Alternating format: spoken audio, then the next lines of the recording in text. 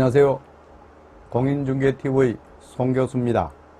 오늘은 16번째 시간으로 손자병법 구변 제2편에 대해서 한번 알아보도록 하겠습니다. 지난번 구변 1편에서는 9가지 용병의 원칙으로서 예를 들어서 적의 정예부대는 공격하지 말아야 한다는 등 9가지 말아야 하는 어떤 경우에 대해서 말씀을 드렸습니다.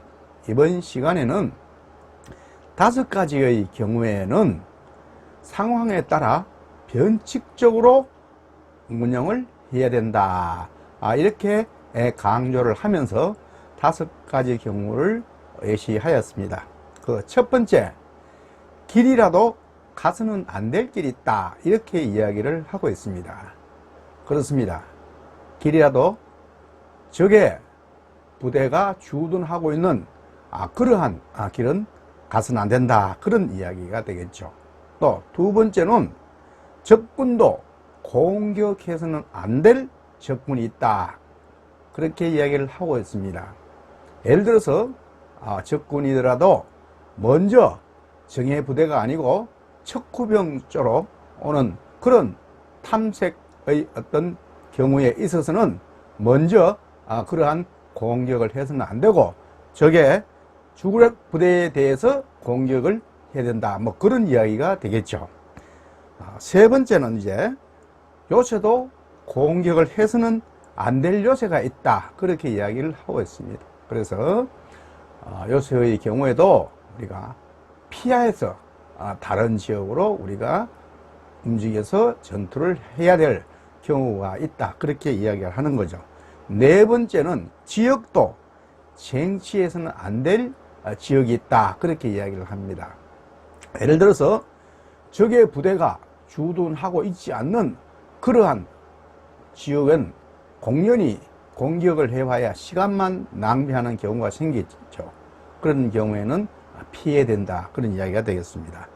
5번째, 군주의 명령도 받아들여서는 안 될 명령이 있다, 그렇게 이야기합니다. 우리가 용병의 원칙상 승리가 확실하다고 예견되는 경우에는 설사 군주가 싸우지 말라고 해도 우리가는 싸워야 할 것이며, 만약에 그렇지 않고 승리가 할 수가 없는 경우에는 군주가 전투를 하라고 지시를 하더라도 우리가 해서는 안 된다, 그런 이야기가 되겠죠. 즉 현장의 최고 책임진 야전군 사령관의 책임하에서 모든 것을 수행하는 것이 가장 효과적이다. 그래서 때로는 군주의 명도 어길 수가 있다, 그렇게 이야기들을 하고 있습니다. 이러한 5가지의 경우에 있어서 우리는 상황에 따라서 항상 변칙적으로 운영을 해야 된다, 그렇게 손자는 강조를 하고 있습니다. 예를 들어서 우리가 임진왜란 때의 일입니다. 일본군이 우리나라를 이제 침범을 해서 우리나라 전 강토가 유린을 당했죠. 그럴 때 우리 의병들도 일어났습니다만은 명나라군이 참여를 하게 되었습니다. 그래서 명나라군과 일본군과 이제 같이 우리 조선과 전투를 하게 되었죠. 그러다가 잠시 이제 휴전을 하게 되는 그런 기간이 있었습니다. 그때 일본군은 철수를 했었죠. 그러다가 정유 제란 때 다시 일본군이 이제 쳐들어오게 됩니다. 이때 우리나라 사정을 잘 아는, 소위 그 당시에 일본군의 선봉장인 코니시가 이제 계략을 꾸몄죠. 그래서 그때 이야기는 이제 코니시는 우리 조선의 사정을 잘 알기 때문에 이순신 장군이 있으면은 자기들이 침략을 하기가 상당히 어렵다라는 것을 알고 이순신 장군을 우리나라 조정에서 제거할 계획을 세웠습니다. 그래서 밀사로 이제 그 당시 경상자병사인 김응서에게 보내어서 소위 그 당시 고니시의 경쟁 상대인 갓도가 이제 곧 일본군을 데리고 상륙을 할 것이니 그때 공격을 하면은 갓도도 예를 들어서 쳐볼 수 있고, 또 한국에 우리 조선의 원수도 갚을 수 있다. 뭐 이렇게 이제 계략을 꾸미고 우리 조정에다가 밀서를 보냈죠. 이 밀서를 받은 김응서는 그것을 곧장 그 당시 군 최고 지휘관인 권율 장군에게 보고를 하니까 권율 장군 역시 어떠한 검토도 없이 바로 조정에 보고를 하게 된 겁니다. 그래서 조정에서는 이순신 장군이 나가서 그날 일본군이 상륙을 하게 되면은 공격을 하라고 지시를 내렸습니다. 그러나 이미 이순신 장군은 그 당시에 여러 가지 이것은 틀림없이 일본군의 어떤 계략이다 그렇게 판단을 하고 직접 전투에 참여하지 않고 경계태세만 충실히 하게 되었죠. 이를 빌미로 해서 이제 조정에서는 그 당시에 원균과 이순신 장군의 관계에 있어서 이제 이순신 장군이 결국 이제 모함을 당하게 되었죠. 그래서 결국은 왕명을 거역했다는 그 죄로 우리가 옥살이를 하게 되고 그러한 결국 참 안타까운 그런 상황이 전개가 되었습니다. 이때 보다시피 우리가 왕명이라 하더라도 현장에 최고 책임자인 이순신 장군이 판단하에서 했기 때문에 그나마 다행이었지, 그렇지 않았다면은 결국 큰 그 당시에 어떤 그 권위 씨의 계략에 넘어가지 않았나 그렇게 보여집니다. 물론 이순신 장군이 물러나고 원균이 이제 그 책임을 맡아서 결국 그 전투에서는 참패를 한 그런 결과를 가져오게 된 겁니다. 다음으로 이제 장수에게 따르는 5가지 위험의 유형을 제시하고 있습니다.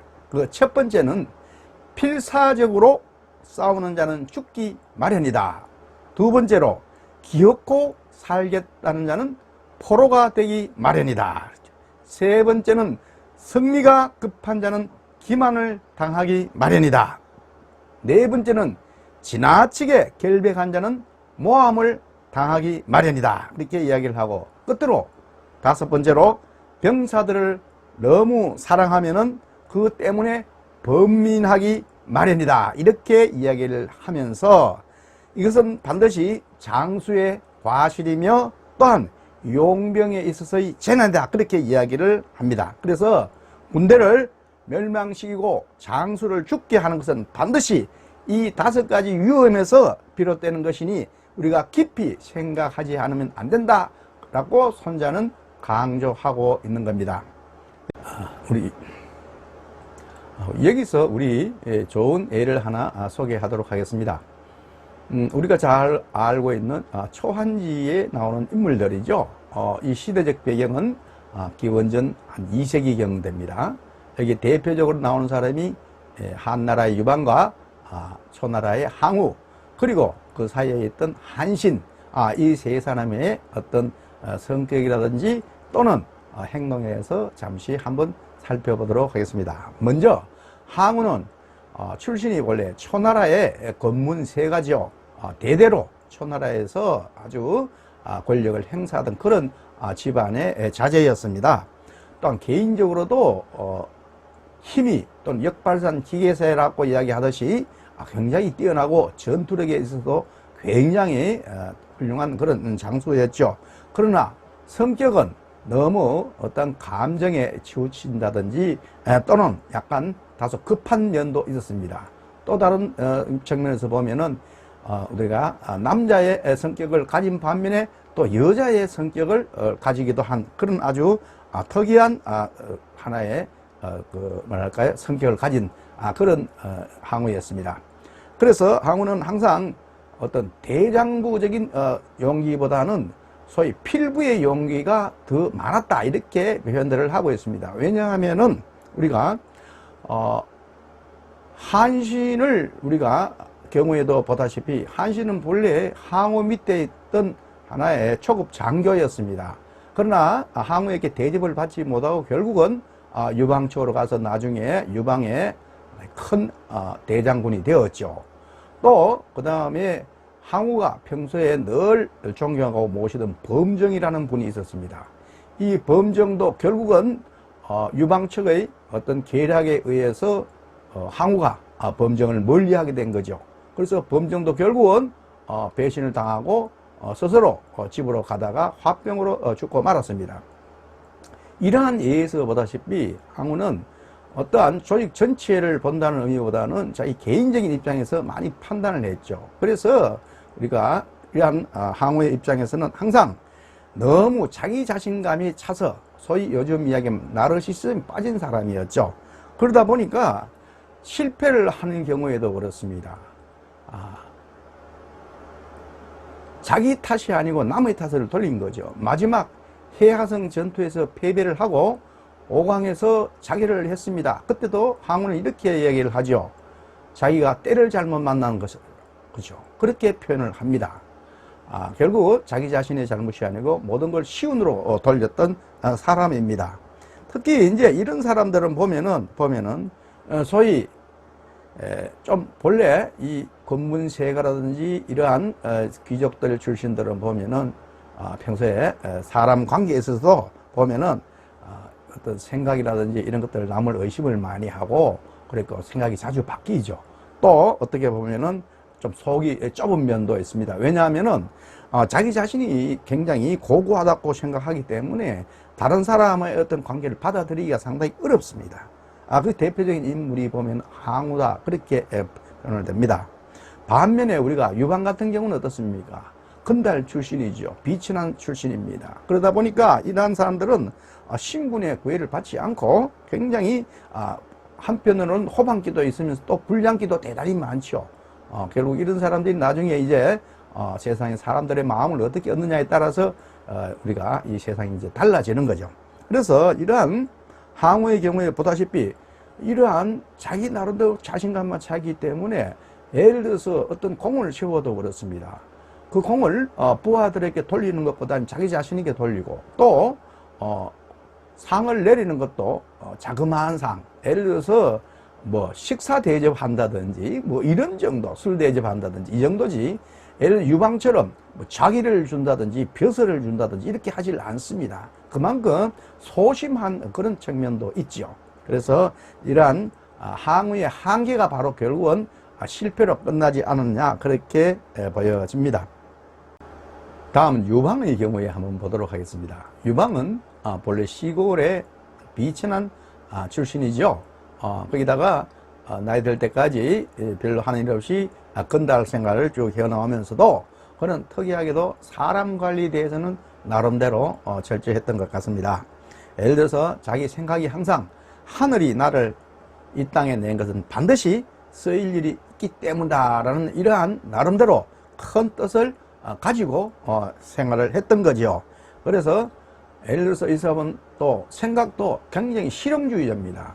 예를 들어서 전투를 해서 승리를 하게 되면은 거기에 공이 있는 장수들에게는 자기와 복록을 충분히 줍니다.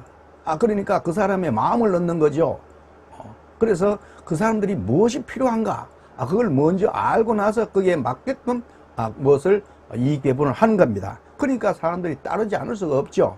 그래서 우리가 잘 알고 있는 장량, 그렇죠? 그 다음에 또 소하, 그리고 한신, 이 세 사람의 경우에는 철저하게 믿어주고 일을 맡겼기 때문에 이 사람들이 자기 일을 충실히 이행했다. 그렇게 우리들이 알고 있습니다. 그만큼 이 유방은 사람을 한번 믿으면 끝까지 믿어주는 이러한 나름대로 특성이 있더라는 이야기죠. 이게 나중에 자기 인지에 어떤 활용하는 큰 장점이 있는 거죠. 그리고 또 신하들에게 항상 묻습니다.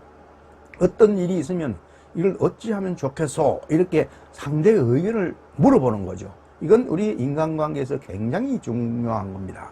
항우와는 절대 다른 측면이죠. 항우는 모든 게 자기 자신이 결정하지만은 유방은 항상 물어서 결정을 하는 방법입니다. 그래서 이러한 우리가 어떤 의미에서 보면은 유방의 장점도 있지만 반면에 유방은 또 한편으로 자비스럽지는 못한 그런 면도 있습니다. 왜냐하면은 예를 들어서 사람들이 그렇습니다. 자기 자신에게 엄격하게 다스리는 사람은 다른 사람에게도 자비를 베풀지 못한다고 합니다. 심지어 유방은 이런 경우도 있었죠. 항우군에게 쫓겨가지고 도망가다가 자기 자식들 3명을 마차에서 떨져버립니다. 왜냐하면 있으면 짐이 될까 싶어가지고 이렇게 3번이나 떨어버린 거예요. 그래서 옆에 수하들이 이제 나중에 그러면 안 된다고 해서 결국은 이제 같이 마차에 실어서 이제 도망을 가게 되었는데요. 그만큼 자기 자식까지도 비장하게 버릴 수 있는 이런 사람, 이런 사람은 우리가 뭐랄까요? 다른 사람에게도 굉장히 자비를 베풀지 못하는 그런 경우가 있으면서 이렇게 이야기를 합니다. 그럼 도량이 좁으면 군자가 아니고 또 독한 마음이 없으면 대장부가 아니다 라고 유방은 이렇게 또 표현들 하고 있습니다. 그만 끝으로 한신에 대해서 한번 알아보도록 하겠습니다. 한신은 어떤 의미에서 보면 유방과 항우의 중간쯤 되는 그런 성격과 처신을 하지 않았나 그렇게 보여지는데요. 왜냐하면은 신분으로 보면은 유방과 같이 비천한 출신이고 또 참을성 면에서 보면은 유방과 같이 참을성이 굉장히 강한 사람입니다. 왜냐하면은 젊은 시절에 저작거리에서 시정 잡배들의 사타구니 속을 키워갔던 그런 사람이죠. 그 당시 그 사람 생각은 내가 이 조그만 일에 내가 목숨을 건질 일은 없다. 왜? 나는 큰 뜻을 품고 있기 때문에 그 뜻을 위해서 내가 지금 참는다. 이렇게 생각하는 거죠. 그만큼 참을성도 있는 겁니다. 반면에 또 너무 자기 자신에 대한 자부심이 강한 사람이죠. 이것은 항우와 거의 같다고 봐야 됩니다. 그래서 이런 사람들은 너무 자기 자신감에 차있기 때문에 다른 사람들의 소통에 문제가 있다. 그렇게 보여지는 거죠. 결국 어려움에 처해지면은 이런 사람들은 외롭게 되는 그런 현상을 초래하게 됩니다. 예를 들어 한신의 경우에도 또 그렇습니다. 보면은 너무 인정에 또 다소 쏠리는 그런 현상이 일어나는 그런 현상이 있었죠. 조은혜가 한신 밑에 있던 괴통이라는 사람이 있었습니다. 이 괴통이 이제 한신이 그 당시에 한창 세력을 키웠을 때입니다. 그래서 이제 승승장구하여서 유방으로부터 제왕이라는 칭호도 받았죠. 자기도 받아가지고 있었는데 그때 괴통은 한신에게 이야기하기를 이제 우리가 유방과 항우와 이런 한신과 이 세 관계에 있어서 세력도 어느 정도 균형을 이루었으니까 독립을 하는 것이 좋겠다. 왜냐? 그렇지 않으면 나중에 토사구팽 당할 것이다. 이렇게 예견을 하고 한신에게 건의를 했지만은 한신은 거절을 했죠. 왜냐하면은 그래도 내가 항우 밑에 있을 때보다는 유방에게 와가지고 그 은혜를 입고 내가 이렇게 크게 성장했는데 어떻게 그렇게 배신을 하겠느냐라고 이렇게 이야기를 하고 있습니다. 그러나 나중에 이제 그것을 크게 이제 후회를 하지요. 그때 이제 생각나는 말이 있었죠. 괴통이 하는 말이 용맹과 지략이 군주를 뛰어넘으면은 도리어 그 신분의 위험을 느끼게 되고 또 공적이 천하를 뒤엎으면은 상을 받지 못한다. 그렇게 이야기를 했습니다. 그래서 나중에 이제 이 한신은 그 후회를 하면서 괴통이 했던 말을 이제 생각을 하죠. 그래서 유방에게도 그런 말을 합니다. 토사구팽 당했다고 지금 그런 이야기를 합니다. 하는데 여기서 이제 우리가 세 사람의 관계에서 한번 볼 수 있는 게 이제 그런 이야기죠. 유방은 다른 사람에 대해서도 알고 자기 자신에 대해서도 잘 알았다. 그런 이야기예요. 그러니까 승리할 수밖에 없고 항우는 다른 사람에 대해서도 몰랐고 자기 자신에 대해서도 몰랐다. 그러니까 실패를 할 수밖에 없다. 그런 이야기죠. 그리고 끝으로 한신은 어떻습니까? 다른 사람에 대해서는 알았지만은 자기 자신에 대해서는 몰랐다는 이야기죠. 그러니까 마찬가지로 여기도 실패를 할 수밖에 없다. 그런 이야기입니다. 그래서 이런 관계에서 볼 때 우리는 과연 다른 사람들의 관계에서 내가 그 사람들의 가슴 속에 어떻게 내 자신이 자리매김이 되어 있는지 우리가 한번 다시 내 주위에 있는 사람들과의 관계에서 한번 살펴볼 계기가 되었으면 좋겠다. 이런 생각이 듭니다. 오늘 강의는 이것으로 마치고 끝까지 시청해 주셔서 고맙습니다.